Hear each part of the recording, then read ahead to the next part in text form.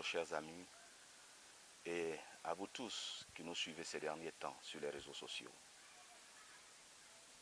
Je voudrais prendre ce temps pour parler de la douleur de la Côte d'Ivoire. La Côte d'Ivoire ces derniers temps a subi une douleur affreuse et cette douleur se manifestait par un ras-le-bol par rapport à la mort du petit Bouba. Nous en savons tous quelque chose. La Côte d'Ivoire est fatiguée d'entendre et de voir à chaque fois des enfants être enlevés. Et en cela, la sortie du président de la République était attendue depuis il y a un an. C'est une sortie musclée que nous saluons, mais nous voulons voir des fruits par rapport à cette sortie. Nous voulons voir des résultats concrets, des arrestations,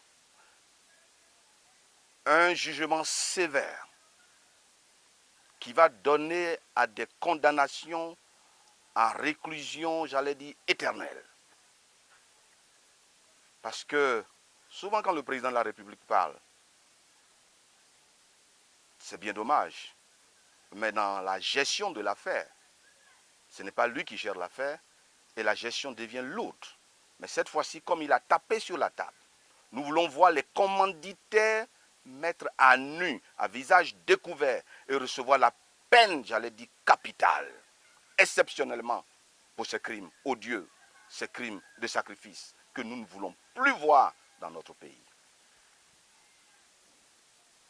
C'est pour cela que je voudrais tendrement m'adresser à la Première Dame.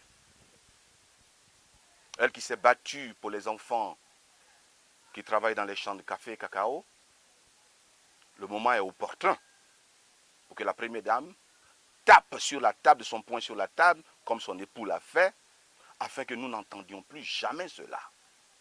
Car ce sera deux poids, deux mesures. Quand elle s'est battue hier pour les enfants, pour les sorties du travail forcé, et aujourd'hui, devant nos yeux, les enfants sont enlevés. Ce n'est pas 8. Les réseaux sociaux nous disent qu'il y en a 40 depuis. Et les têtes sont publiées sur les réseaux sociaux. Ce n'est pas 8. C'est vrai que l'histoire de Bouba a véritablement été l'effet déclencheur, en allant par la petite Glaou. Mais c'est le ras-le-bol de la population qui s'exprime. Et le président a bien fait de faire une sortie aussi musclée. Mais au risque de me répéter, il faudrait que cette sortie porte des fruits et que nous voyions des visages et leurs commanditaires être arrêtés dans ce pays. C'est ainsi que nous pourrons parler d'une justice équitable.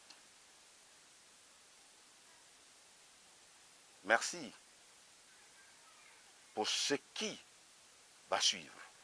Parce que nous croyons que ce qui va suivre va donner le sourire aux Ivoiriens. Les Ivoiriens n'attendent que justice soit faite. Merci.